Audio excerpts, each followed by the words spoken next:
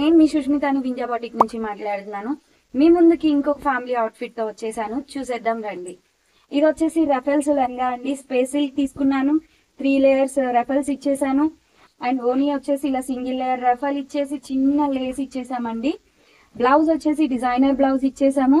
Hand వచ్చేసి ఇలా middle elastic model ఇప్పుడు ట్రెండ్ కదండి, అలా ఇచ్చేసాము.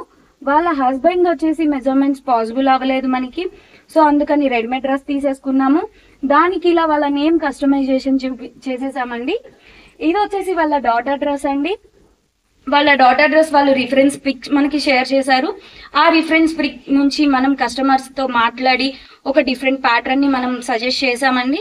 ఇలా రఫల్స్ లా ఇచ్చేసాను. ఎప్పుడు మా కస్టమర్స్ కి డిఫరెంట్ గా చూపించాలి. ఎప్పుడు రెగ్యులర్ గా ఈ ఫ్యామిలీ అవుట్ఫిట్స్ మగ్గం వర్క్ ఇలా ఇంకా డిఫరెంట్ గా ఏం లేవా? ఎందుకులో చూపిస్తాను, వెయిట్ చేయండి. ఇంకొక అవుట్ఫిట్ డిఫరెంట్ యూనిక్ ప్యాటర్న్స్ తీసుకొచ్చేసానండి. ఇది వచ్చేసి ఫ్లవర్స్ థీమ్ తో చేశానండి.